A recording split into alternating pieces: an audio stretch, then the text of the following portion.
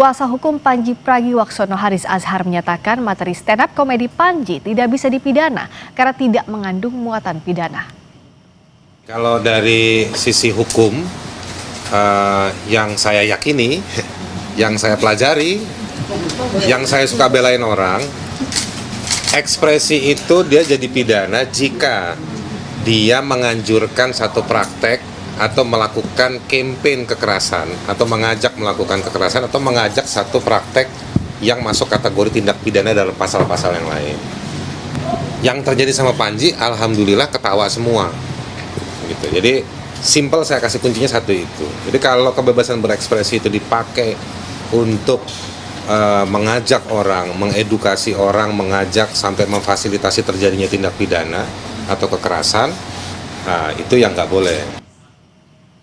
Komika Panji Pragiwaksono akan diperiksa polisi Jumat terkait pelaporan atas pertunjukan mensrea. Bagaimana polisi harus menangani kasus ini dan bisakah Panji dipidana? Kita bahas bersama Komisioner Kompolnas Yusuf Warshim dan peneliti Posdem Universitas Andalas Ferry Amsari. Selamat malam Pak Yusuf juga Bung Ferry. Selamat malam Pak Yusuf. Bung Ferry, selamat malam. Malam saya ke Pak Yusuf. Apakah masih perlu kasus ini dibawa ke ranah pidana kalau dari sisi Kompolnas melihatnya? Baik, terima kasih. Jadi tentu dalam pantauan Kompolnas ini kasus yang membawa Panji kan berawal dari adanya laporan, adanya pengaduan itu. Nah, yang kita pantau, yang kita pahami, ada masyarakat yang menggunakan haknya membuat pengaduan dan laporan. Nah, tentu proses dalam hal penerimaan laporan ya tentu memang standarnya kan polisi, Polri memberikan pelayanan.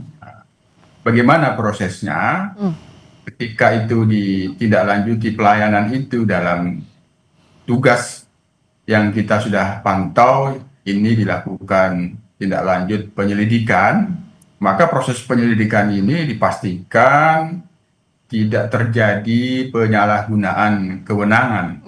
Oleh karenanya, proses penyidikan ini tentu harus memastikan betul prosesnya sesuai dengan prosedur dan terlebih lagi akuntabilitas ini yang akan menentukan apakah tuduhan dari masyarakat yang menggunakan haknya itu terhadap Panji ini bisa ada dalam bukti-bukti dan dalam fakta-faktanya atau tidak, yang disebut ada peristiwa pidana sehingga dapat dipidana atau tidak. Nah, proses ini jangan sampai terjadi penyalahgunaan kewenangan di dalam prosesnya. Itu yang kami pastikan sebagai pengawas, sehingga unsur delik yang dituduhkan oleh para pelapor, oleh para pengadu ini harus benar-benar terang, ada atau tidak. Nah, dalam pantauan kami, dalam proses penyelidikan ini, penyidik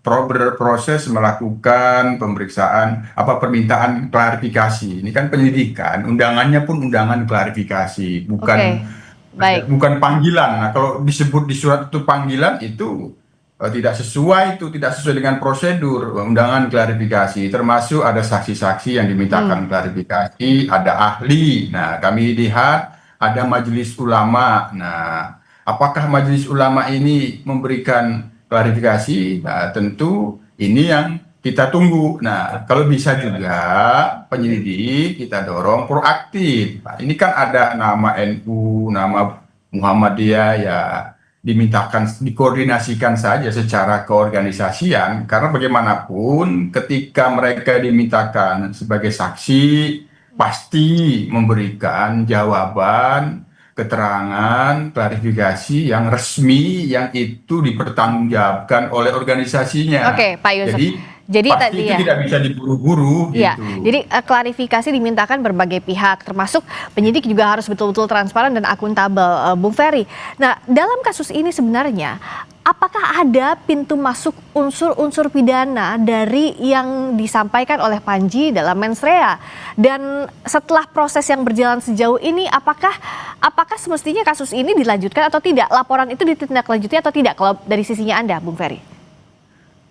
Ya, pertama tentu saja sebagaimana yang dikampanyekan Panji selama ini bahwa dia melakukan pendidikan politik dan kesadaran berhukum, dia tentu harus merespon panggilan ini sebaik-baiknya warga negara. Dan menurut saya dia sudah mencoba melakukan itu dengan pernyataan-pernyataannya. Pertanyaan adalah soal efektivitas penanganan perkara. Apakah perkara-perkara seperti ini perlu ditindaklanjuti? Ya. Kalau secara dari awal sudah banyak hal yang perlu dipertanyakan. Misalnya saya sering mengulang bahwa pelapor ternyata bukanlah warga NU Muhammadiyah. Lalu tiba-tiba muncul pelapor lain, lalu naik perkara lain seperti yang di Toraja, gitu ya. Jangan-jangan besok-besok perkara yang dulu soal kucing pun akan dinaikkan, gitu ya, terkait Panji. Jadi seolah-olah ada kasus yang dicari-cari untuk kemudian menjerat pelawak ini. Namanya saja sudah pelawak. Acaranya acara lawakan, diundang orang sadar untuk menonton untuk lawakan. Kenapa kemudian diseriuskan dengan pasal-pasal? Ya? Harus diingat bahwa apa yang dilakukan dan dituduhkan Panji itu semua adalah mekanisme pendidikan politik melalui lawakan. Dia misalnya menganjurkan pemilih tidak hanya menilai orang dari ibadah yang terlihat, tetapi memastikan dari track record orang. Bukan pendidikan politik kesadaran berpemilu kepada warga negara. Kalau orang-orang yang kemudian membangun kesadaran berhukum, berpemilu, berdemokrasi sedikit-sedikit dilaporkan, lalu kan ini merusak konsep pendidikan dalam berbagai ruang yang ada. Memang orang harus diperlakukan sama, tetapi tidak semua hal yang sama diperlakukan untuk setiap orang. Itu namanya konyol. Nah, kita tahu bahwa laporan kepolisian itu ada yang dimentahkan karena tidak kuat subjeknya, objek perkaranya. Oleh karena itu jangan memubazirkan waktu teman-teman kepolisian untuk perkara-perkara yang tidak wajar seperti ini. Banyak perkara lain yang harus secara profesional dilakukan oleh kepolisian. Dan saya sebenarnya oke saja ini ya memang karena ada laporan tentu akan ditindaklanjuti, tetapi jangan timbul kesan bahwa ini dicari-cari. Karena begini, Panji ini menurut saya direspon positif oleh publik karena dia jujur menyampaikan apa yang dia lihat, dia dengar dan dia rasakan. Kalau kemudian orang yang kemudian menyampaikan kebenaran itu semuanya dipidanakan, apakah kita tidak terjebak dengan kriminalisasi, padahal penjahat sesungguhnya tidak pernah kemudian disentuh, sehingga orang suka dan puas terhadap langkah-langkah kepolisian. Menurut saya begini, polisi tidak boleh terjebak kepada perkara-perkara yang ditangani hanya akan menambah tinggi tempat jatuh kepolisian di mata masyarakat. Polisi bahkan harus menunjukkan secara profesional dia membela warga negara yang punya niat baik, mencerdaskan warga negara. Itu paling esensial dari perkara ini. Nah, kalau setiap orang bisa ya, silakan sedikit lagi dulu, Bung Ferry. Gimana? Bagaimana tadi? Anda mau melanjutkan sedikit lagi sebelum saya beralih? Ya, bagi saya, kalau kemudian polisi terjebak dengan laporan-laporan ini, atau bahkan menjadi bagian menindaklanjuti perkara ini, kasihan institusi kepolisian kita. Di tengah pertanyaan orang soal institusi ini, dia mengurus perkara yang semestinya dia tidak urus. Kalau bicara soal, ada dua hal yang jadi pertanyaan publik sekarang, Pak Yusuf. Satu soal kebebasan berpendapat. Bagaimana kebebasan berpendapat itu dicerminkan dalam kasus ini? Apakah artinya warga yang menyampaikan pendapatnya ya bisa dipidana? Yang kedua, agar tadi pertanyaannya Bung Ferry tidak dicari-cari, apa yang harus dilakukan polisi penyidik dalam menindaklanjuti laporan atas Panji Pragiwaksono? Kita bahas usai jeda di Sapa Indonesia Malam.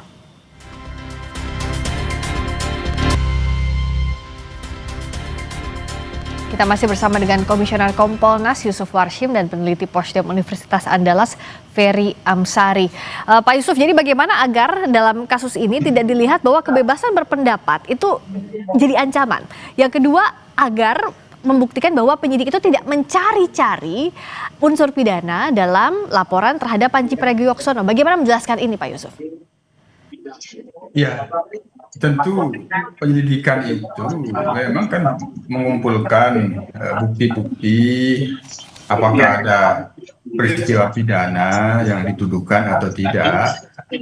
Tentu yang dalam hal itu yang sebagaimana yang saya katakan, jangan sampai ada penyalahgunaan kewenangan sehingga yang sesungguhnya itu tidak ada buktinya tapi masih dicari-cari gitu. Jadi oleh karenanya kesannya jangan sampai ada cari-cari itu rekayasa gitu, itulah penyalahgunaan kewenangan.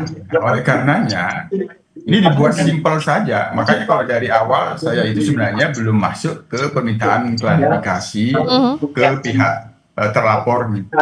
Pelapor ini yang harus didudukkan dengan meminta saksi-saksi ahli, pendapat ahli, kalau itu kaitannya dengan agama Islam, ya meminta pendapat dari MUI, apakah di sini memang ada unsur-unsur yang mendisahkan. Kalau menurut MUI tidak ada, ya saya kira sudah kelihatan itu tidak perlu ditambah-tambahin lagi. Nah, sepanjang yang seperti yang saya maksud dibuat sederhana, maka unsur-unsur yang mengarah ke penyalahgunaan kewenangan sehingga dicari-cari, nah, itu akan terhindar. Yang kedua, tentu yang kami pastikan lagi bahwa apa yang dilakukan oleh kepolisian, terutama Polda Metro Jaya, bahwa ini memang karena murni ada pengaduan dan pelaporan, dan yang kita pastikan sebagai pengawas bahwa ini bukan didorong-dorong oleh pihak kepolisian. Itu yang tidak boleh. Nah, karena ada masyarakat yang sedang menggunakan haknya, maka tentu harus memberikan kepastian. Nah, kalau saya dari awal itu mendorong belum sampai ke permintaan klarifikasi ke terlapor, dimintakan dulu saja yang dijadikan korban, yang dinistakan Islam misalnya. Nah, para ulama itu diminta keterangannya. Ini menistakan tidak, tersinggung tidak. Nah, soal ini ada perbuatan. Mungkin ada perbuatan melawan hukum, tapi itu tidak bisa dipidana, misalnya dalam tataran patut dan tidak patut, persoalan etika, misalnya seperti itu. Kan itu bisa saja. Itu kalau yang kita dorong agar persepsi bahwa dicari-cari oleh pihak kepolisian itu terhindar. Semata-mata untuk memberikan kepastian, ini laporan, ini pengaduan, kalaupun tidak dilanjutkan, ini alasannya. Baik, Pak Yusuf, kita tangkap di sana sambil kita juga perbaiki. Tampaknya ada suara yang cukup mengganggu, mungkin ini ada kendala dalam sambungan Zoom-nya. Nah, tapi saya mau ke Bung Ferry. Bung Ferry masih bisa dengar suara saya tidak? Ya. Bung Ferry? Ya. Mbak Priska, ya, saya dengar. Oke. Nah, Bung Ferry, kalau bicara soal tadi, kata Pak Yusuf kan ditanyakan juga klarifikasi dari pihak-pihak yang mungkin bisa jadi berpotensi merasa terganggu. Terakhir kan Panji ini bertemu dengan MUI. Meskipun MUI memberikan nasihat untuk Panji dan Panji juga menerima nasihat itu untuk memperbaiki kontennya ke depan. Nah, apakah perlu dengan setelah ada klarifikasi ini masih dilanjutkan lagi ke ranah hukum? Ya, saya pikir begini ya, kalau menista agama kok kejauhan ya, karena kalau yang nonton stand up comedy itu kan tahu ya, bahwa Panji menjelaskan jangan memilih orang hanya karena dia kelihatan sholat. Lihat juga track recordnya. Jadi jauh sekali ceritanya itu. Bahkan dalam bahasa agama juga ada tuh surat Al-Ma'un itu ya, celakalah orang yang sholat gitu ya. Siapa yang sholat celaka itu ya karena dia berperilaku ria, memamer-mamerkan ibadahnya gitu. Nah, Panji bercerita bahwa di pemilu kemarin ada tuh yang suka pamer tiba-tiba sholat. Jangan Anda milih hanya karena itu, tapi juga track recordnya. Jadi kalau kemudian ini menista agama, kayaknya ulamanya nggak nonton acara. Oke, tapi dengan pertemuan dengan MUI kan sudah clear ya semestinya begitu. Apakah dengan Panji menerima nasihat itu seperti apa, Bung Ferry? Bagi saya lebih menista ya negara kalau bergabung dengan board of peace ya, itu menista agama betul. Balik ke kasus Panji gimana? Tetapi ya bagi saya jangan kemudian hal yang menurut saya bisa diselesaikan dengan baik lalu kemudian dibesar-besarkan, karena kemudian Panji ini pasti akan mendapatkan sorotan.